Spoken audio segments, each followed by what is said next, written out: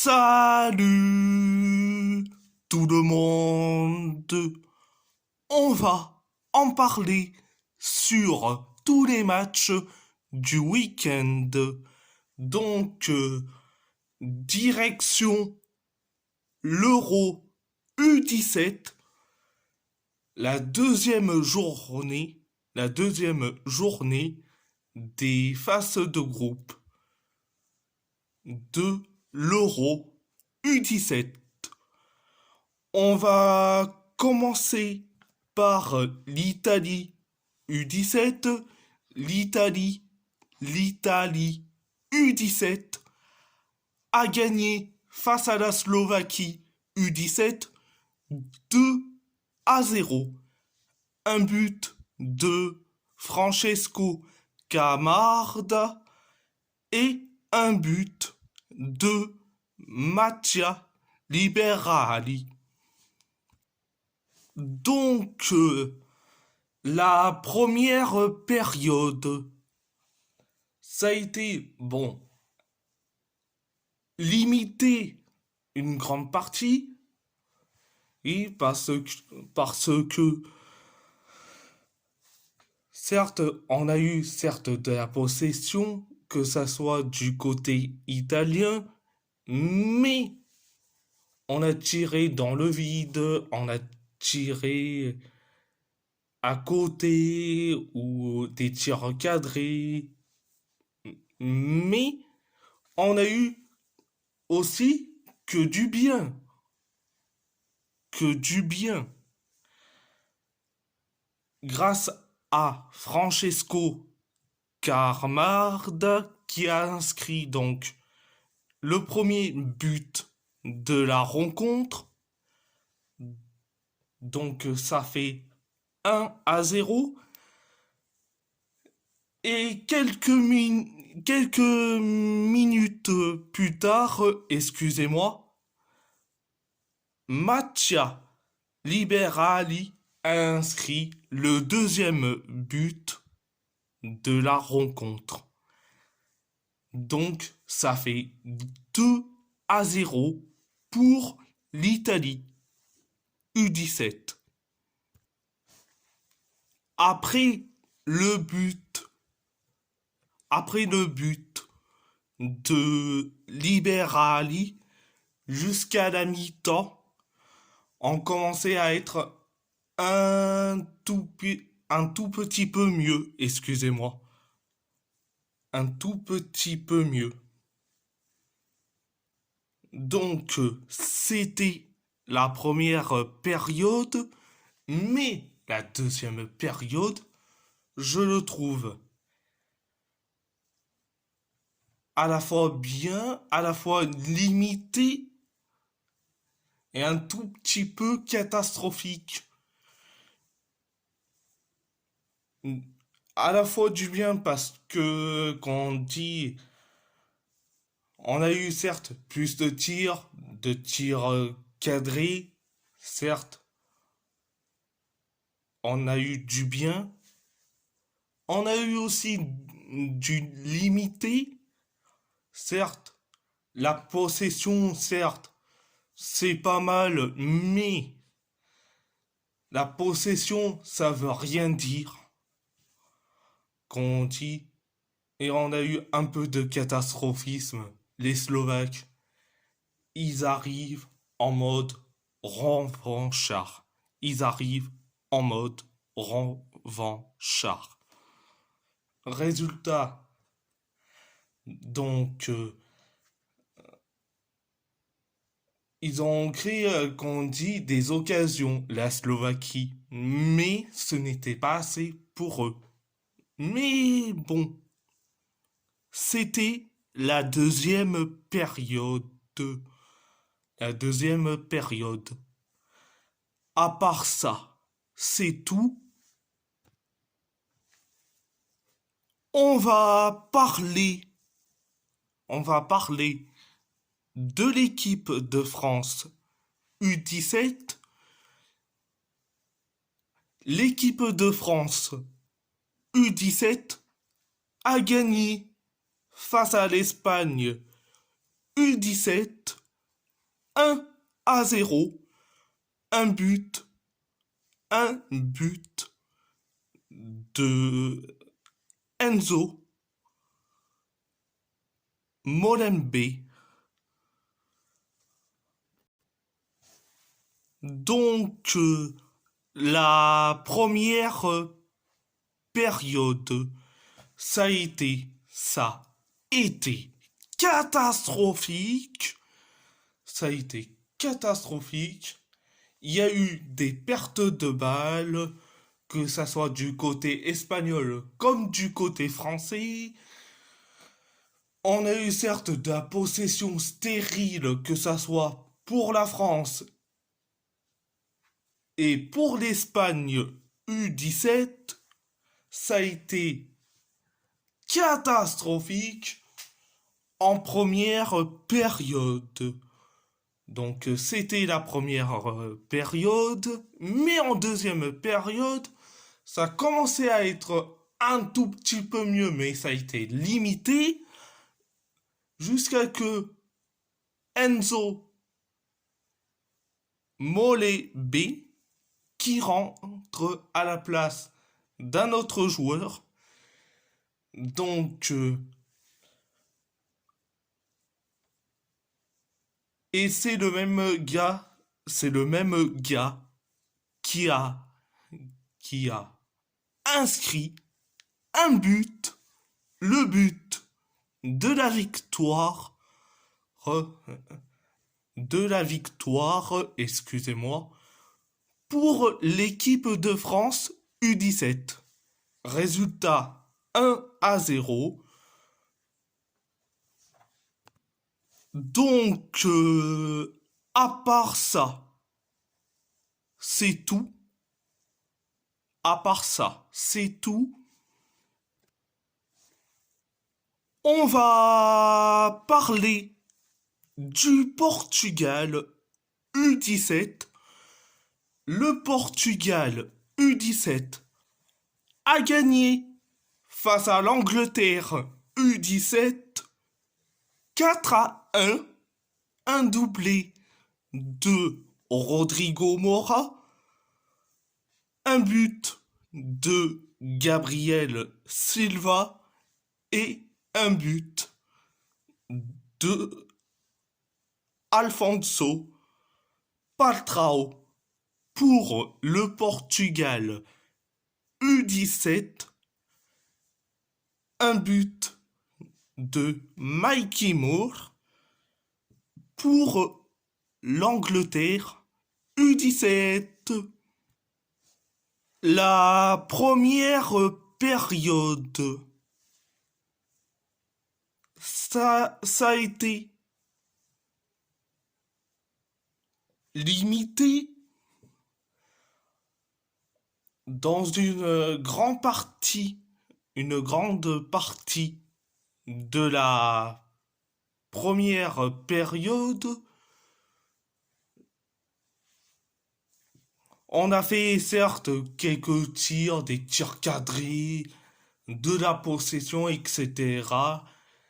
Mais on a été limité jusqu'à que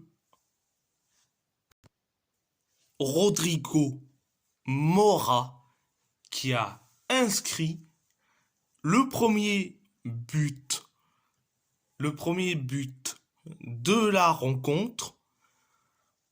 Donc ça fait 1-0.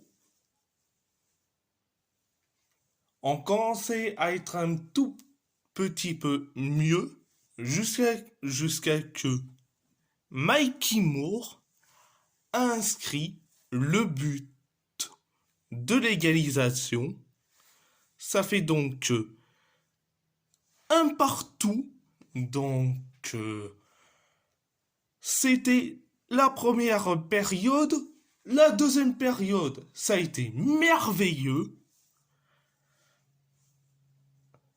Rodrigo Mora qui a inscrit le deuxième but de la rencontre.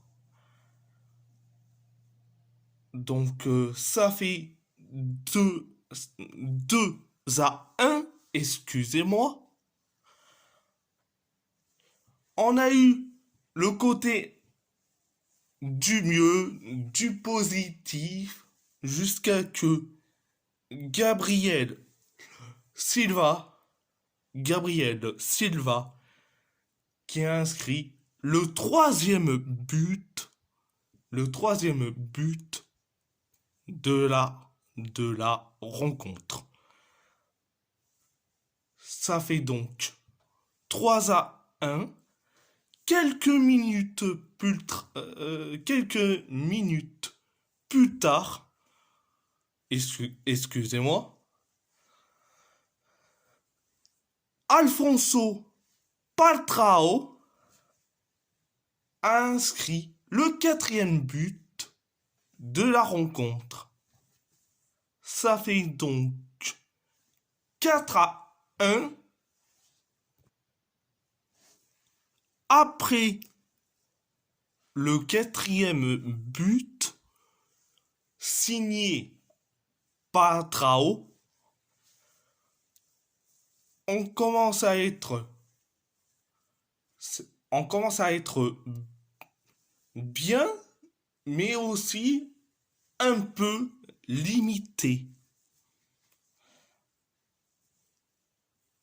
Donc, c'était la deuxième période. Donc, si vous voulez voir la première journée de l'Euro U17, donc c'est sur mon poste, sur mon poste dans l'onglet communauté sur ma chaîne YouTube. Donc à part ça, c'est tout. Direction les matchs des clubs. Donc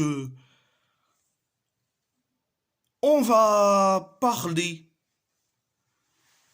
de l'Athletic Bilbao qui a gagné face au Rayo Vallecano 1-0, un but de Nico Williams. Donc la première période, ça a été catastrophique. On a concédé des tirs cadrés, des tirs carrément au-dessus des buts. Mais heureusement que on n'a pas encaissé un but. Donc c'était la première période, mais la deuxième période, ça a été certes un peu limité, mais heureusement que Nico Williams, qui a marqué un but, donc tout le monde se dit on va jouer mieux, mais après le but de Nico Williams, on commence à être encore catastrophique. Même si on a eu un tout petit peu de mieux, mais on commence à être catastrophique en deuxième période. Donc c'était la deuxième période. À part ça, c'est tout. Direction la Coupe de France. On va parler du PSG. Le PSG a gagné face à l'Olympique Lyonnais 2-1. Un but d'Ousmane Dembélé et un but de Fabienne Ruiz, excusez-moi, un but de Fabienne Ruiz pour le PSG, excusez-moi, un but de Jake O'Brien pour l'Olympique Lyonnais. La première période, ça a été ultra bien. La première période, on a eu de la possession, des tirs cadrés, et on a eu un but de la tête signé Ousmane Dembélé. Et après, quelques minutes plus tard, un but signé Fabienne Ruiz. Donc, c'était la première période, mais la deuxième période, on commence à être catastrophique, mais on encaisse un but, et c'était le but de Jake O'Brien pour les Lyonnais. Donc, après le but de Jake O'Brien pour l'Olympique Lyonnais, nos Parisiens commençaient à être parfois à la fois bien, à la fois catastrophiques pendant une grande partie de la deuxième période. Donc, c'était la deuxième période. À part ça, c'est tout.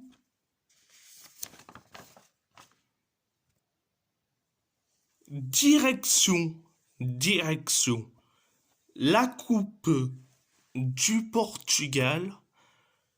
Le FC Porto qui a gagné face au Sporting Lisbonne 2-1. Un but de Elvanisson,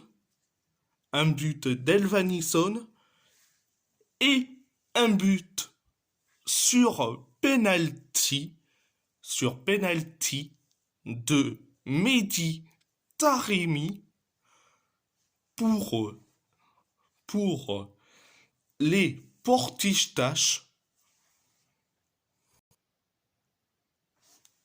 Un but de Jerry Saint-Just et un carton rouge pour le même personne qui est Jerry Saint-Just. Donc, un but et un carton rouge pour Jerry Saint-Just pour le Sporting Lisbonne. La première période, on a eu certes du divertissement, un coup de limité, où on a eu, certes, on a eu, certes, on encaisse un but, donc c'était le but, le but du 1-0, signé Jerry Saint-Just, jusqu'à que Elvanisson a inscrit le but, le but de l'égalisation. Ça fait donc un partout. Après le but d'Elvanisson, on commence à être un tout petit peu mieux jusqu'à que carton rouge pour Géry Saint-Just. Donc la même personne qui avait quelques minutes plus tôt inscrit un but. Donc carton rouge pour Saint-Just. Après le carton rouge de Saint-Just, on commence à être dans le mieux, certes, dans le bien, mais sans plus. Donc, c'était la première période, mais la deuxième période, on commence à être à la fois bien et à la fois limité. Pourquoi à la fois du bien? Parce que on a eu des tirs cadrés, de la possession. Mais pourquoi je dis on a eu certes du limité? Parce que on concède des tirs cadrés, etc., etc. Donc, direction, direction, la prolongation. Donc, tout le long de la prolongation, bon, le gardien du Sporting, qui est Diogo Pinto, a décidé de faire faute, de faire faute. Donc, résultat, c'est un penalty pour le FC Porto. Mehdi Taremi, Mehdi Taremi a mis donc le but de la victoire, donc le deuxième but, le deuxième but de la rencontre, mais aussi son dernier but avec le FC Porto. Donc, après le but sur penalty de Taremi, on a eu certes du bien, mais on a aussi encore du limité pendant toute la prolongation. Donc, euh, c'est le dernier trophée de Mehdi Taremi. Donc, il va quitter le FC, le FC Porto pour rejoindre donc l'Inter Milan. Il rejoint l'Inter Milan. Donc, félicitations, merci pour tout ce que tu as fait pour le club. Muito obrigado, Taremi. Ta rigole. Oui, c'est tout à fait normal parce que je l'ai trouvé un surnom qui est Tarégole. Donc, à part ça, c'est tout. On va parler de Galatasaray. Galatasaray a gagné face à Konyaspor 3-1, un doublé de Mauro Icardi et un but de Berkan Kutlu pour Galatasaray, un but de Luka Prip pour Konya Sport. La première période, ça a été un peu limité, mais un peu du bien.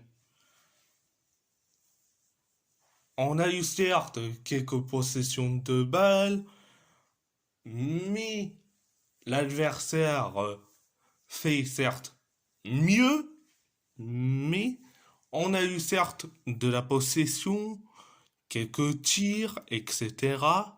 Jusqu'à que Mauro Icardi a inscrit donc un but, donc le premier but de la rencontre. Ça fait donc 1-0. Et depuis, et depuis le but d'Icardi, on commence à être un tout petit peu mieux, que ce soit pour Galatasaray, mais pour Konyaspor, ça a été compliqué. Donc, c'était la première période, mais la deuxième période, c'était merveilleux. Pourquoi je dis que c'est merveilleux?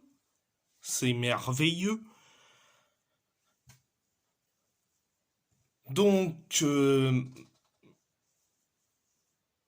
Mauro Icardi a inscrit son doublé. Donc, le deuxième but de la rencontre, ça fait donc 2-0. Quelques minutes plus tard, Berkan Kutlu a inscrit le troisième but de la rencontre. Ça fait donc 3-0. Après le but de Berkan Kutlu, on commence à être un peu mieux, mais on commence à un petit peu à chuter en mode limité jusqu'à que Luka Rip a inscrit un but pour Konya Sport. Un but pour Konya Sport. Signé Luka Rip. Ça fait donc 3-1. Donc, c'était la deuxième période. À part ça, c'est tout. On va parler de l'AS Roma. L'AS Roma a perdu face à Empoli 2-1. Un but de Matteo Cancellieri et un but d'Mbaye Nyang pour Empoli. un but de Oussem Aouar pour la Roma. La première période, ça a été catastrophique. On a encaissé un but. On a encaissé un but. Donc, c'était le but de Matteo Cancellieri. Donc, 1-0 pour Empoli. On commence à être limité, à la fois mieux pour une grande partie de la première période, jusqu'à que Oussem Aouar a inscrit le le but de l'égalisation. Ça fait donc un partout, un partout en première période. C'était la première période. Mais en deuxième période, on commence à être mieux, on commence à être à la fois bien, hein, jusqu'à que on, on a eu des tirs cadrés, etc., jusqu'à que on commence à être catastrophique vers presque euh, à la 85e ou à la 90e, on commence à être catastrophique jusqu'à que Mbaye Nyang a inscrit le deuxième, le deuxième but de la rencontre. Ça fait donc 2-1 pour Empoli. Donc, donc, à part ça, c'est tout. Et si la vidéo vous plaît, abonnez-vous à ma chaîne YouTube, likez, commentez si vous avez envie ou pas, c'est votre choix. À part ça, je vous laisse et merci beaucoup.